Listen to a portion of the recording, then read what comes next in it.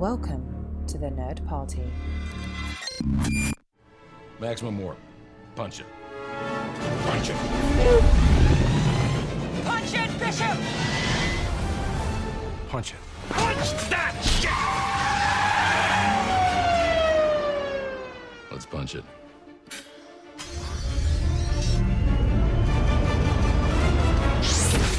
Hello, everybody at home, and welcome. This is Punch It, Writing in Star Trek, episode 70. I am your co-host, Tristan Riddell, and with me, as always, is... Charlene Schmidt. Oh, Charlene Schmidt. Today is a fun day because it can go in any direction. This isn't a what-if scenario. This isn't writing on the fly. We're not making a movie. We're not doing anything fancy or schmancy. But what we are talking about today is romance in Star Trek and how it was written. Was it written appropriately? Was it written well? Was it off topic? Was it crazy? Was it unbelievable?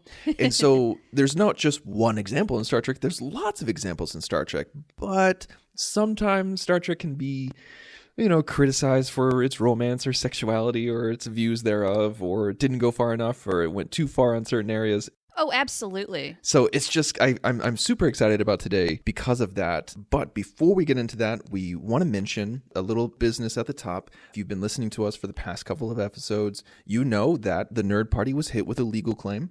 And it is a crappy situation.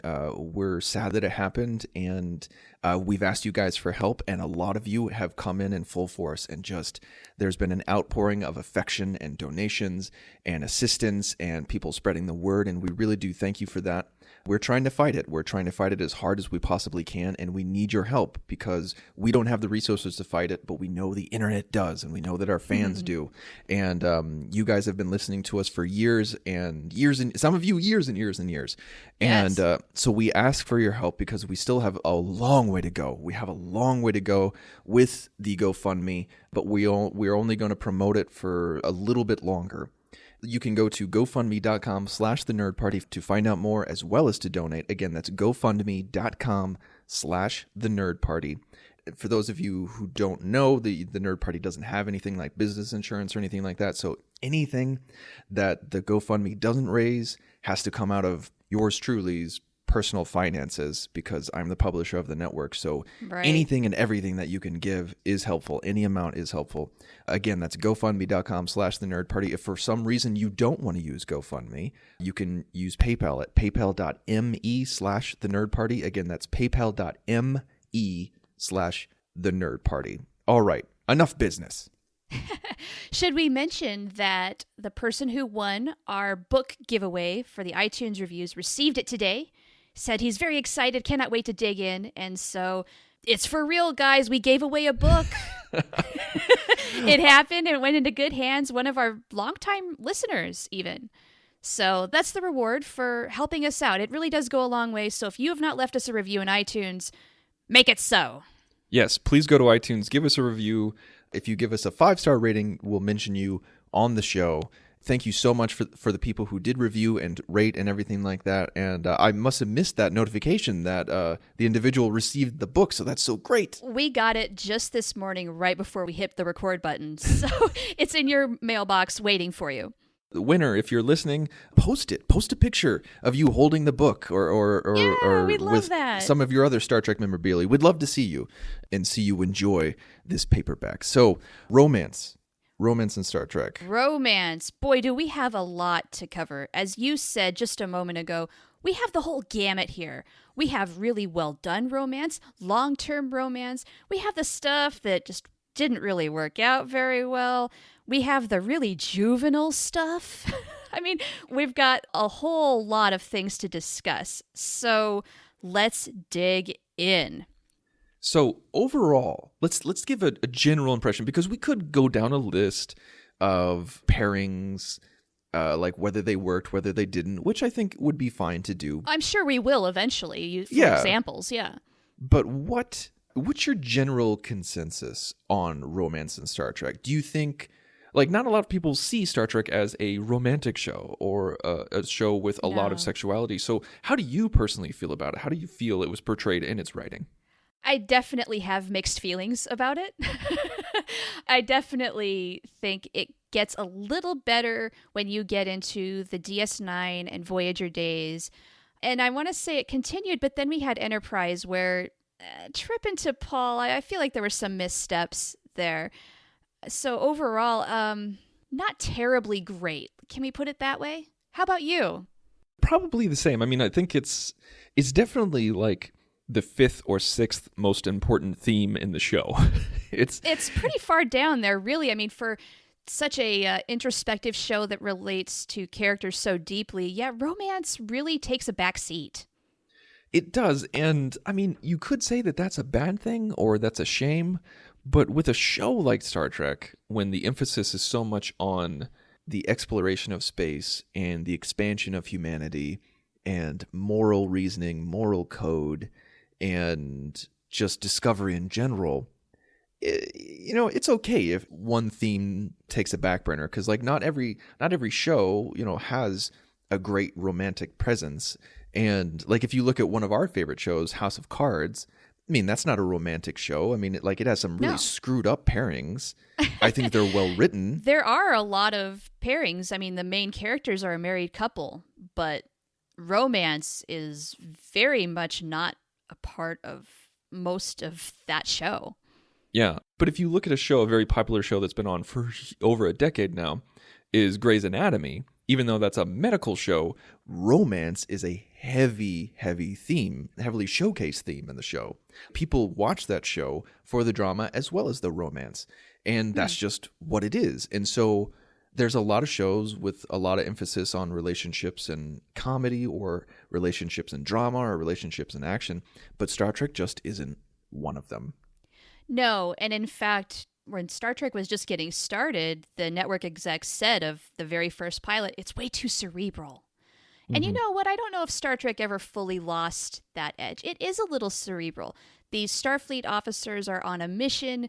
They have a lot of other things on their mind: exploring space, first contact with alien beings, trying to either prevent wars or fighting wars if they're in them. Romance, if it happens, great. But a lot of times, I kind of wonder if it even occurs to them half the time. Right. Yeah, right. I think even if it's an afterthought in the themes of the show or even in the universe, it's definitely an afterthought in the writer's room. I remember there was an old Alf TV movie. And there was? Oh my God. There was, and I loved it. It took place after the show ended, and he's on an army base. Like, he was captured and he's on an army base, and like they are asking him questions and everything like that. And the woman asking him questions, like she's holding up like ink blots and stuff like that and photos of other things, asking him his pop culture knowledge. And she holds up a picture of the Enterprise, and he's like, I was wondering when we were going to get to the Star Trek stuff. And she's like, so you are aware of Captain Kirk and his 5-year mission. And he's like, what I do know is it's a show about a bunch of people flying around in a tin can, and they have no life. And that always stuck with me, because I thought it was funny that seeing Star Trek references outside of Star Trek. But at the same time, I was just like, yeah, they kind of do scrape the bottom of the barrel when it comes to people's hobbies and free time and everything like that. It's a militaristic show, and we see people on the bridge and in their uniforms. And like, yes, I know that you could argue, well, like Riker plays the trombone and Jake Sisko likes to write. Of course, these are fleshed out people, but it's not the main point of the show. No, it does illustrate an important point. For as much as we do get about their personal lives, we really don't get that much. I mean, that's just, I guess that's just not what the show really is. Yeah. I mean, can you really fault Star Trek for being that way? Man, maybe from that outsider's perspective. Like the example you just stated, somebody from the outside looking in, like, is this all people do is spend time on the bridge? That's their life. Wow, how boring. But we, the audience that it's intended for whatever reason, we're latched in. We don't see it that way. No, we don't. And although I think that we are always hungry to learn personal details about our characters. I think that's why we're so fascinated by it, is because we only get little tiny morsels or table scraps of personal aspects or relationships. I think that's why you and I love Star Trek Mosaic and Star Trek Pathways, the two novels, because it's nothing but backstory and relationships for the entire Voyager crew. We Right. love that stuff because we don't get it in the show. Yeah, Jerry Taylor really went out and gave us those backstories that we do love. And it's too bad more of those elements didn't make it into the show. Some did just because she worked on the show, but nevertheless, it would have been nice. So what would you say is one of the most believable Star Trek relationships or most well written? Well, okay, I want to start with the original series. Now, in terms of believability, I'm not sure where this fits, but it was certainly the truth. Captain Kirk was married to the Enterprise. Oh my gosh. This was a long, ongoing really, relationship. right off the bat. Yeah, I'm sorry. There was a reason why he only had Aliens of the Week. It's because he was responsible for one girl. Her name was Enterprise, and that was enough. And as we go through into the movies where in Star Trek 3, the original Enterprise is destroyed, his heart is absolutely broken. And then even with the Enterprise A, it's never quite the same. He misses his chair.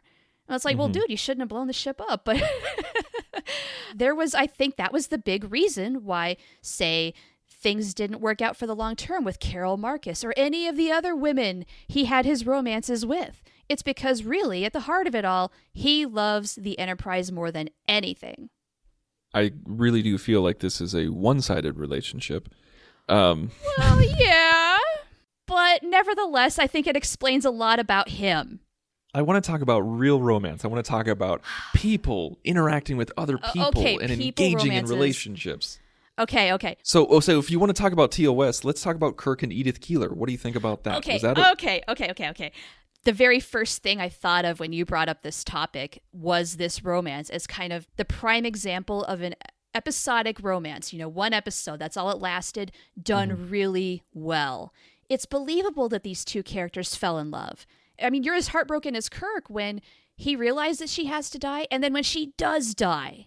Yeah. It hits the heartstrings in all of the right ways. That is a prime example of a good romance in one episode, which is really hard to do, which I think is a point that we'll eventually discuss more about why Star Trek struggles with romance. What do you think?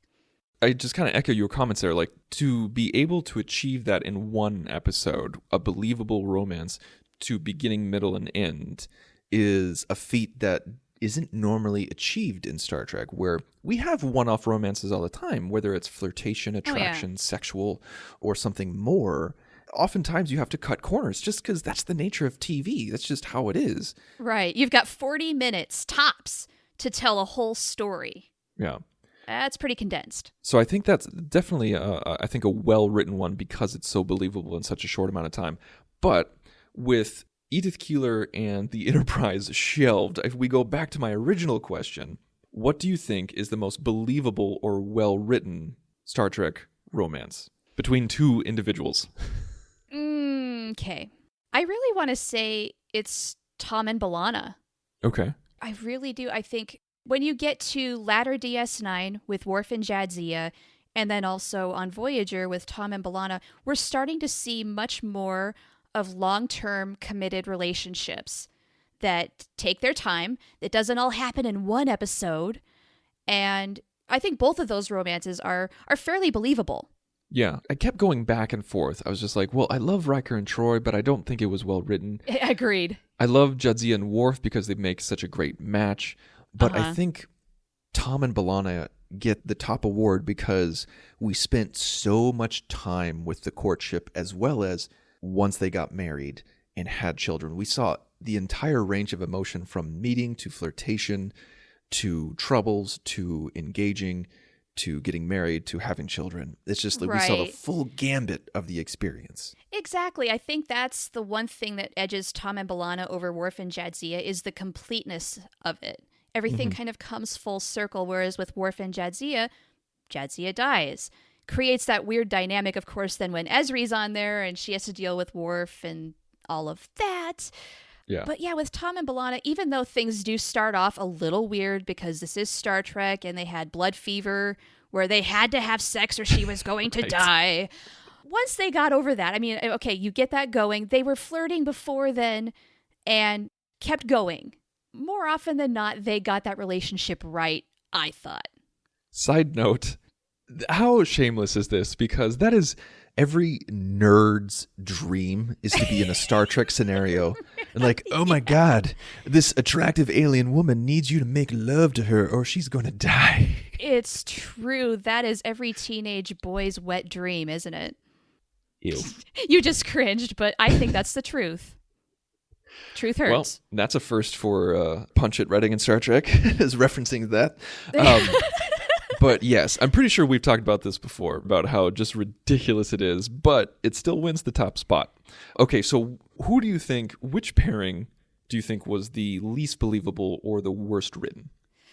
Ooh, okay, this is tough because we have some top candidates. It's true. I mean, this could be a top 5, but yeah. I love Riker and Troy too, but there were so many question marks as for what they were, when they were. Yeah, I don't think the writers really knew what they were doing with these characters a lot. It was so on again, off again. It was really at their convenience where these two were at in any stage of a relationship. Were they kind of playing around? Were they with other people? Mm-hmm. A lot of people like to joke, and I don't know, you could take it seriously. Were they swingers? Were they in a relationship, but they were totally open to having romances with other people? Maybe. So I would say that was a poorly written relationship just because it was never well defined. Okay.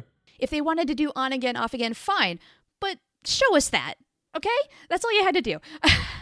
And I don't think they did a good job of showing us. And as much as I love Trip and T'Pol, the way they got that whole thing started was really stupid with Vulcan neuropressure. Yeah, that was weird. That was... Basically, it's like they're doing the Kama Sutra with their clothes on.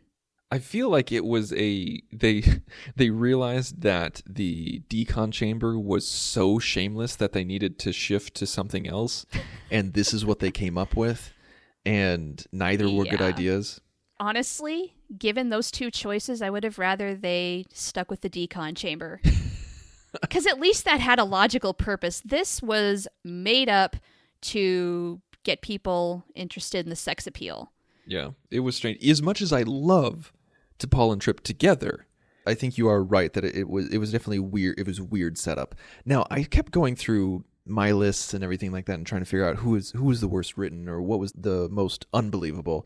And my gut instinct is to go with Riker and Troy, like you're talking about. But at the same time, I've seen relationships like that. I've been in relationships like that where the timing is just never right, but you always have feelings for each other.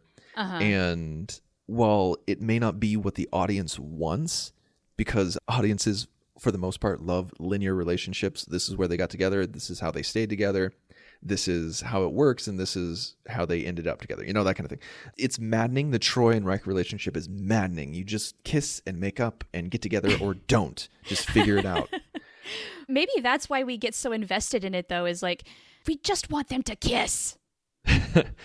But I feel like, and I think this may sound like cheating, and this may be like I don't know, like too much of a cliched answer in the fandom, but it's true, it's honest. I have a tie between Chakotay and Seven and Worf and Troy. Okay, yeah, both of those are just stink bombs. We invested no time, and it was, like, you know how we talked about how you can do a good one-off episode romance between...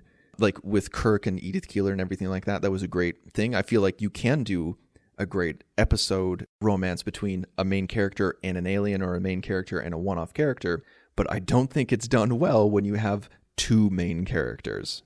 Where they just jump in and then all of a sudden this is a thing. Yeah, and I think both of these are prime examples of how that does not work, and the audience reception reflects that. It's contrived. It's like, oh, well, let's bring these two together and see what happens. No, barf. It's true. It's true. So that's definitely my answer there. Okay, those are good. Can we talk a little bit about like one-off romances that were done well? Because you said a main character with whoever of the week. Sometimes it works and sometimes it doesn't. Mm-hmm. I want to bring up one really good example of where it does work, and it's not even with a main character. It's Half a Life in TNG, where Loxana Troy falls in love with that guy who's supposed to die. That was a beautifully done episode. That was very well written. And you see these two people of approximate age coming together, and you have Loxana, who's so full of life and doesn't let anything get in her way. And you have this character who is so attracted by that. And then at the same time, it's this beautiful dichotomy of he's attracted to life at the same time knowing that he's going to have to give up his own. And Right. that's such a great episode. It really is. For 40 minutes, they actually make a somewhat believable romance where we see these two meet, fall in love, they get invested, we get invested, and they're dealing with this horrible situation that ultimately plays out in a, I don't want to say an unsatisfying manner, but it plays out in the way it has to. He has to die. It's the way his culture works. There's no way around it, despite how much Loxana fights it. And it's heartbreaking. It's very touching. That's a pretty decent hour of TV. Now, you talking about that made me think of another one-off romance, but I applaud you for coming up with a romance that didn't involve main characters at all. Mine does, but it's in the same show. It's Picard and Kamala, Famke Janssen's character from Perfect Mate. That episode, it was filled with the idea of romance or the idea of mating and pairing. And you have this woman who's practically being sold into slavery for her ability to conform herself to whatever the man wants. It was a huge issue of human trafficking, feminist values. Does marriage make sense anymore? What is the benefits of marriage? What are the detractors of it? And everything like that. It had all these issues into one episode. And it's interesting because we don't see Picard's romantic side all the time, but I do think we get a good exposure of it with Vosh and the woman from Lessons and Beverly and everything like that. But with this one, we got to see a lot of one-on-one time with them. And they developed that relationship in one episode. And again, it ended with a heartbreaking note because she permanently conformed herself to Picard's wants and dislikes, but then had to go off and marry some troll king from another planet. Poor lady. Yeah. That whole thing where respecting other cultures and getting out of the way really, really, really hurts. And actually, that shows, I guess it's sort of like Half a Life in where you're bringing up a lot of social commentary centered around a romance, which Star Trek very rarely does. I don't know. I wouldn't say rarely, because I feel like we have well-written relationships about like interracial marriage and marrying outside your culture and how that can be difficult, like with Jadzia and Worf, or B'Elanna and Tom, or blanking on some other ones. But okay, maybe there's more to that than I'm giving it credit for. Maybe just a little bit, but it's not a banner issue with Star Trek. Although, I would say, like, going back, we're talking a lot of TNG, but talking about romance as well as social issues, Riker and the genderless person. Oh, right. Or the genderless culture, and she had a female gender, and she was ostracized. I mean, that's Star Trek social issues 101 right there. I mean, regardless of what you thought of that episode, whether it went too far, didn't go too far enough, or totally missed representation, it still tried to say something of a social issue. That makes me think of, on Enterprise, one of my very favorite episodes from that whole series, Cogenitor, where Trip, he doesn't fall in love, but he develops a friendship with, her only job basically is to have children for this race. She's kind of the third wheel. There's the couple. They cannot have children without her. She's the one who carries it. And again, it brings up social issues like, is this right? There's a lot of consequences, and it ends horribly with her death. You kind of question, I mean, did Trip do the right thing or not? And that's another heartbreaker. Man, we're bringing up a lot of heartbreaking episodes. It's true. I mean, I feel like sometimes those are the ones that you remember the most because of the heartbreak. But I think that's a great episode because, and it links into what we're talking about. Like, even though like Trip didn't fall in love with this genderless person, even though it was played by a female actress, it still involved a romantic pairing. It had a wife and a husband. But in this culture, you needed a third party in order to have a baby, which is so fascinating. And then I love how Enterprise's theme was, do we interfere with this culture? Do we, like, how do we develop that prime directive and everything like that? So that's neither here nor there, but that was one thing I loved about Enterprise. So speaking of Enterprise, we already talked about Trip and T'Pol.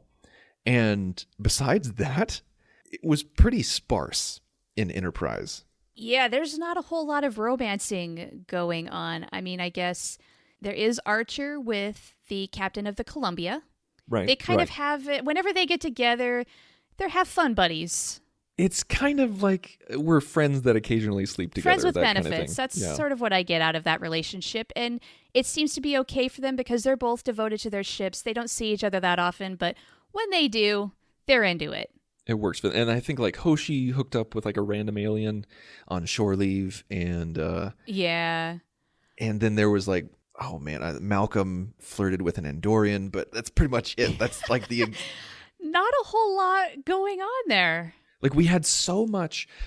So like in Deep Space Nine and Voyager, we had a lot of romance between main characters, but in Yeah. TNG we had a lot of one-off romances.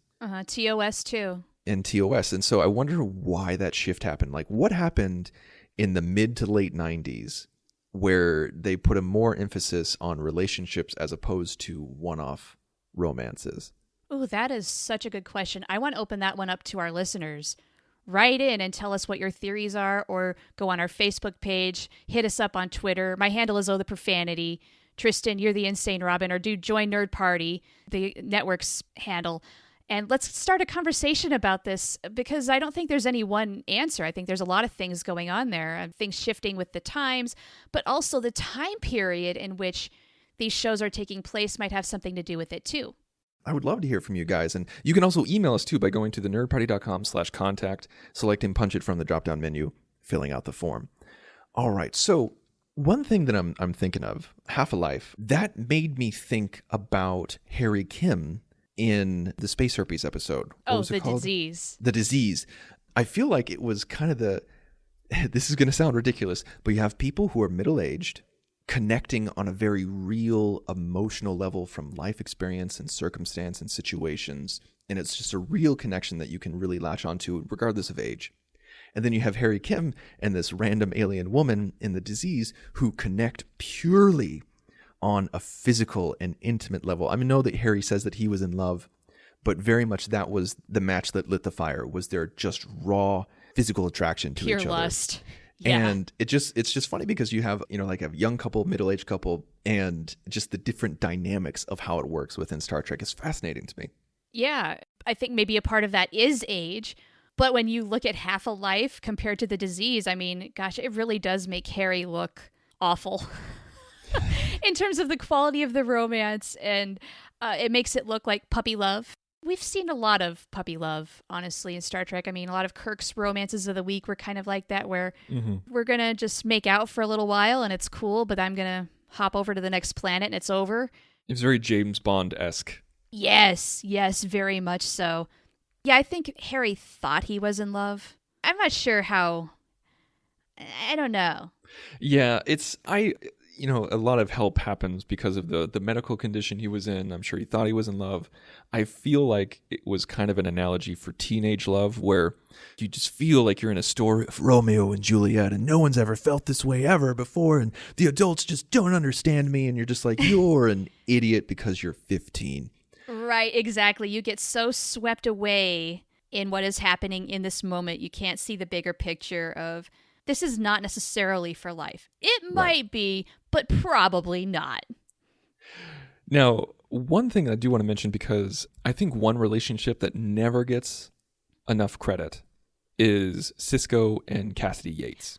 Oh, yes. This was on my list. I'm glad you brought this up. Now, what did you think about this romance, this pairing? Did you think it was well executed? I think it was well executed. I think it was well thought out. I think it was very believable for the type of situations that they were in. She was a freighter captain. He was a commander of a station. And so they led lives that were apart from each other. And they were okay with that. As much as they wanted to be with each other, they had very demanding work schedules. And it worked for them. The amount of time that they saw each other worked for them until it didn't. And then they changed their lives to fit their relationship, which is a beautiful thing to do. The only thing that I thought was kind of weird was when he sent Cassidy to prison and then she gets out and they're just like, no hard feelings. You think that would leave a scar on their relationship? Yeah. Yeah, that whole thing aside, the rest of it, there's a couple of really interesting, maybe first-time things happening with this particular romance. One, you have one of our leaders, our captains, in a long-term committed relationship. Mm-hmm. And then, two, I don't know if we've ever seen people change their lives for family/relationships. It's always the other way around. It's true. When things got to be too much, a lot of times in Star Trek, if, say, you get reassigned to another ship or what have you, or if things get to be too much, the relationship is what goes. Here, it's the opposite. They make it work. They put their relationship ahead of their work. That's extraordinary in Star Trek. I've never thought of it that way, but you're so right.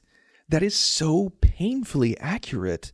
And I feel like that's done, I mean, not just in Star Trek, but in media overall. I feel like that's heavily done, where you're supposed to choose work over family because you can always find somebody else, or like a relationship is whatever. Just make sure it's right for you. It's this very selfish attitude. And I feel like that definitely reverberates in our culture, especially American culture.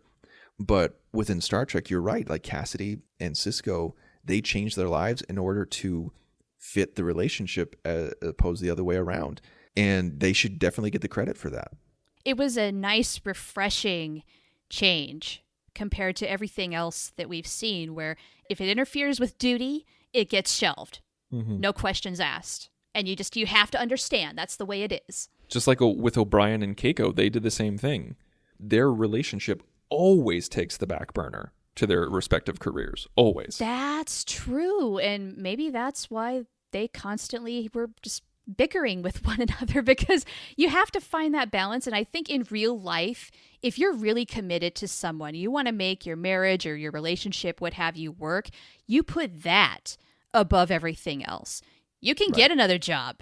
You can live somewhere else. But you know what? If that's the one for you, if that's the right person, you put that above everything. At least that's how I live my life. Yeah. And you and I have talked a lot about this off the show and in our personal lives about how we feel the exact same way. Yeah, you're committed in the same way I am to our respective spouses. Your spouse is your life. You can always get another job. I mean, like, people, if your job is your life, that's fine. But that's just not how we live our lives. Okay, what we're going to talk about next is a big one. This has been debated by fans, talked about by fans for forever, ever since it was introduced, because it was introduced in the first episode of TNG. And we never, ever, ever got a satisfying end to it. And that is Picard and Crusher. Yeah, this is a tough one because they introduced such a great premise. The whole thing where there's obviously something between them. It's questionable how involved Picard was with Jack's death. Mm-hmm. And then there's Wesley, and some people even question Wesley's parentage. I mean, is he really Picard's? Is that why Picard finds Wesley so endearing, sort of? They introduced this great thing and then never really capitalized on it. For 7 years, it was just sort of And in fact, I would dare say after the first season, it really fell off the wayside. And then they sort of tried to bring it back in season 7 with Attached. And we saw a couple of kisses here and there. But then by the time you get to the movies, it's completely dropped. So what happened? It's... Yeah, with what we got in All Good Things, I mean, I think that's the only answer we're going to get. I think that's the only... We have to make peace with it now that we're living in a post-Nemesis world. Is that all we got is in an alternate reality, they would have gotten married, but then ultimately divorced. That leaves a sour taste in your mouth, but I feel like that's all we're going to get. And that's why we have the novels, because they do get together in the novels. So once again, the novelverse comes to the rescue. Now, one area that the novelverse kind of explained what I want to talk about next is Kes and Neelix. Ooh, okay. Now, Kes and Neelix is a weird couple, and no one's ever really latched onto it that I know of. And I think we can agree with that. It's just, I think, like, the Pathways explains it a little bit more into greater detail about why they're together, because it was kind of a savior complex where he rescued her from the Kazon, from being abused and tortured from the Kazon, and so she felt like she owed him one, and then develops feelings later on. Besides that, I never really felt we got any kind of justification as to why they were together. Now, obviously, your brain tends to go towards, well, yeah, we understand why Neelix is with Kes. Kes is beautiful, she's sweet, she's caring, she's endearing. And Neelix is a good soul too, but you're kind of like, why would Kes be with Neelix? Why does it work? We never got an answer, and so I feel like that is a poorly written relationship. I think overall it is poorly written. It's not terribly compelling. It's not that interesting, which is why I think it was a great idea that eventually it fizzled out. And here's why I think they did it in the first place, though. I think it's a relationship out of convenience. He was there, like they both got something out of it. She got off of her planet and was able to stay with him. That's what she got out of it. And meanwhile, he has companionship with a beautiful lady. That's something Neelix wanted. So there they are. Is it the greatest romance? Not at all. Which is why they move on from it. Because once they're on Voyager for a little while and suddenly they're not each other's everything, there's a whole lot more out there to the universe. Voyager opens up a lot of possibilities for both of them, and they don't need each other in the same way. It kind of just ran its course. All right. Well, do you have any other romance anecdotes or feelings or thoughts about Star Trek that you want to share before we close up shop? Well, I have a lot of feelings about Janeway and Chakotay, but we've discussed that to exhaustion. We don't That's need true. to bring that up. No. Just need to put it as a footnote. See every other episode that we've ever recorded.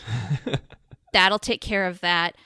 Other than that, final thoughts overall, Star Trek can do really good romance. Star Trek can do really horrible romance. Some of it's a victim to the fact that in episodic TV, it's really hard to write a believable romance if you're not letting it go on from episode to episode. And I can't even say that it gets better with time. I was saying at the very beginning, DS9 and Voyager did better.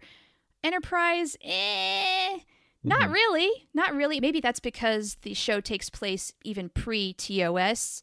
And just it's that time, sort of. That does not explain the neuropressure, but everything else maybe. And then Discovery, we didn't bring up Burnham and Tyler. I feel like that was well done, but the series is so young. Let's see what happens still. Yes, it's hard to talk about Discovery too terribly much because we've only gotten one season And half the episodes that we're used to for that season, and it's very much in the infant stage. But yeah, there's a lot of people that we didn't talk about. We didn't talk about Oda and Kira, and we didn't talk about like Bashir and Ezri. We didn't talk about LaForge and all of those failed relationships that LaForge had. Yes, man. There's so much that we didn't talk about. We could very much do a part 2 and a part 3 on this, but we want to hear from you guys. What do you think about romance in Star Trek? Do you have a favorite couple? Do you have a couple that you never quite latched onto? Just go to thenerdparty.com/contact, select Punch It from the drop-down menu, fill out the form. And for all of our back episodes, you can go to thenerdparty.com/punch it. We're on Facebook, we're on Instagram, we're on Twitter. You can find us easily. Char, you mentioned that you're the Profanity on Twitter. I am the Insane Robin. There's no excuse for not being able to contact us. Yeah, talk to us. We love it.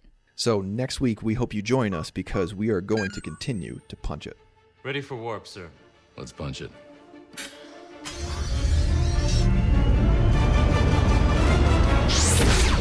Join the revolution. Join the Nerd Party.